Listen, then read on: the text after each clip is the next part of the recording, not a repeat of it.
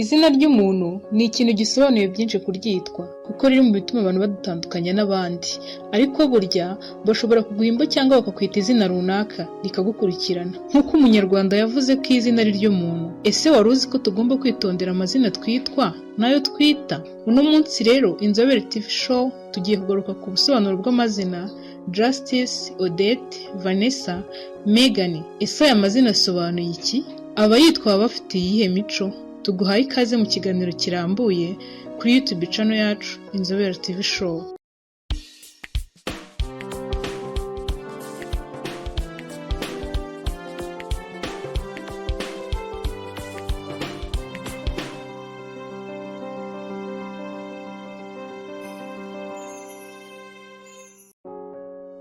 Nk'uko nari maze kubikubwira, tugiye kugaruka ku busobanuro bw'amazina Justus, Odette, Vanessa ndetse na Megan. Ese aya mazina asobanuye iki? Abayitwa bitwara bate mu bandi? Nkwibutse ko nawe ushaka kumenya ubusobanuro bw'amazina yawe, wayandika hasi muri komenti, maze ubutaha tukazakubwira ubusobanuro bw'amazina yawe n'inshuti n'abavandimwe. Ubaye utarakora subscribe, wayikora maze nawe ukinjira mu muryango w'inzobere. Izina rya mbere tugiye guheraho ni Justus. Justus ni izina rihabwa abana b'abahungu, rikaba rikomoka mu Banyaroma ba kera. Noneho nyuma yo kureba inkomoko y'izina Justus, tugiye kurebera hamwe ibiranga ba Justus. Icya mbere, abantu bitwa ba Justus ni abantu baba bafata ibyemezo bihamye kandi biri seriye, ku buryo badakunda guhubuka. Ikindi wamenya ku bahungu n'abagabo bitwa ba Justus ni uko bikundira umutekano w'imiryango yabo, kandi iyo babaye ababyeyi bahorana ubwoba bw'abana babo. Icya gatatu, ba Justus kandi burya iyo bakoze business birabahira rwose kuko baba bazi gufata imyanzuro, ariko mu miterere yabo baba biyumvira ko nta kintu gishya bakongera mu byo bamaze gukora. Icya kane, kubera ukuntu ba Justus ari inyangamugayo, umwanya baharanira mu bandi baba bafitiwe icyizere kurenza abandi bari kumwe muri uwo mwanya. Icya gatanu, abo bahungu n'abagabo kandi bakunze kugira abantu benshi babiyumvamo kubera ukuntu bitwara kandi bakaba ari inyangamugayo muri rubanda. Icya gatandatu, ikindi wamenye kuri ba Justus ni uko burya nubwo bagirirwa icyizere kigeze aha, ariko bo bigiramo icyizere gike kuko baba bumva badashoboye, ibyo bigatuma ibyo batangiye babireka. Icya karindwi, icyo nasorezaho kuri ba Justus ni uko akenshi kubera imiterere yabo iyo batitonze bashobora kurwara umuvuduko w'amaraso. Izina rya kabiri tugiye kongera kugarukaho ni izina Odette. Odette ni izina rihabwa abana b'abakobwa, rikaba rikomoka mu rurimi rw'igifaransa, rikaba risobanuye uw'icyitegererezo. Noneho munyemerere nyuma yo kurebera hamwe ubusobanuro bw'izina Odette, mureke turebere hamwe ibiranga abakobwa n'abagore bitwa ba Odette.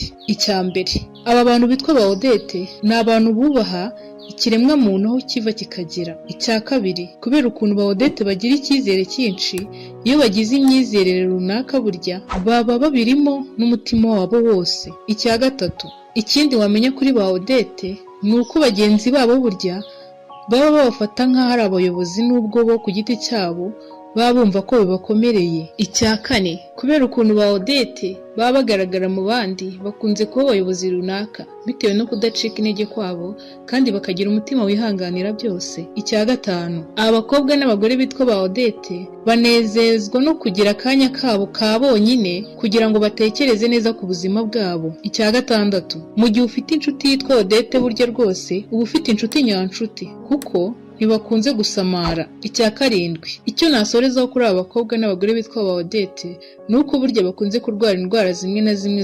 z'ubuhumekero. Irindi zina tugiye kurebera hamwe ni Vanessa. Vanessa ni izina rihabwa abana b'abakobwa, rikaba rifite inkomoko mu gihugu cy'Ubwongereza. Izina Vanessa ngo risobanuye ikidakeye. Iri rikaba rya zina ry'ikigirwamanakazi ariko ryaje gukundwa hagana mu kinyejana cya 20 hagati kubera umusizi witwa Jonathan nk'izina yari yarahaye muri icyo gisigo. Ubusanzwe witwaga Esther, ariko ngo amuha iryo zina bitewe n'ukuntu yamukundaga cyane. None nk'inshuti bakundwa b'Inzobere TV show tugiye kurebera hamwe ibiranga abakobwa n'abagore bitwa ba Vanessa.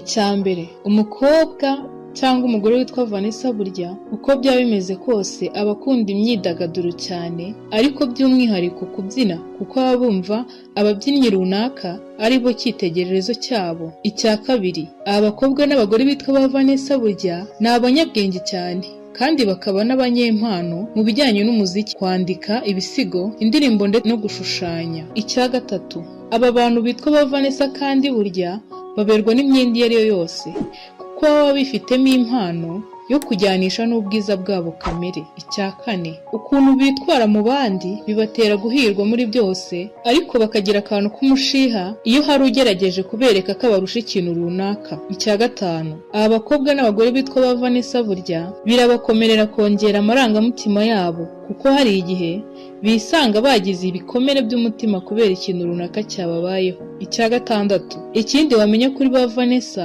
nuko iyo baramutse bakoze ikosa bihutira gusaba imbabazi ku bo bakoshereje. Icya karindwi, icyo nasorezaho kuri ba Vanessa nuko kubera ukuntu bakunze kugira gushidikanya muri bo, hari igihe bagira ikibazo cyo kwikanga kwa hato na hato cyangwa bikaba byanabatera stress.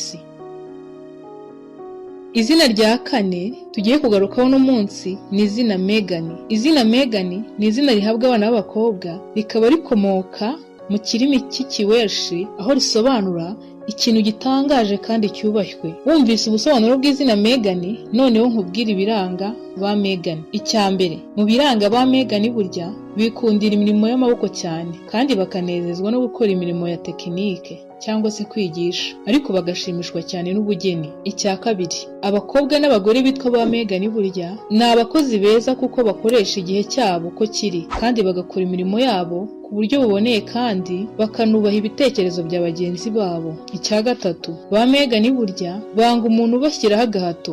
Icya kane, ikindi wabamenyaho kandi nuko burya barahindagurika, ntiwapfa kumenya imiterere yabo neza. Icya gatanu, abagore n'abakobwa bitwa ba Megan ni uko bakoresha uko bashoboye kose kugira ngo imiryango yabo ibeho neza. Icya gatandatu, aba bantu kandi burya mu kamero kabo bikundira ibihangano by'intoki kandi bakanakunda kwiyumvira umuziki. Icya karindwi, icyo nasorezaho kuri ba Megan ni uko bikundira ibiryo biryoshye kandi bihenze kuko ngo ntibaba bashaka kwinaniza. Ese wumvishe ubusobanuro, inkomoko n'ibiranga abitwaye amazina? Hari abo uziba yitwa se? Wabasangiza iki kiganiro nabo bakiyumvira ubusobanuro bw'amazina y'inshuti n'abavandimwe.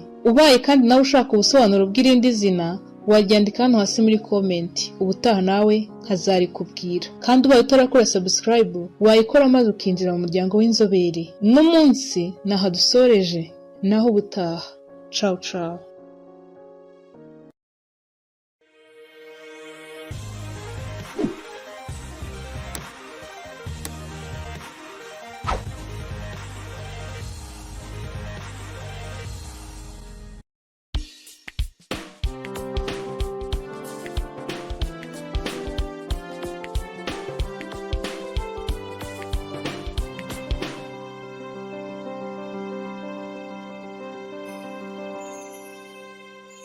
Kurikirana Inzobere TV show kuri YouTube channel ubashe kuzajya ukurikirana byinshi byiza tuzajya tukugezaho ku gihe.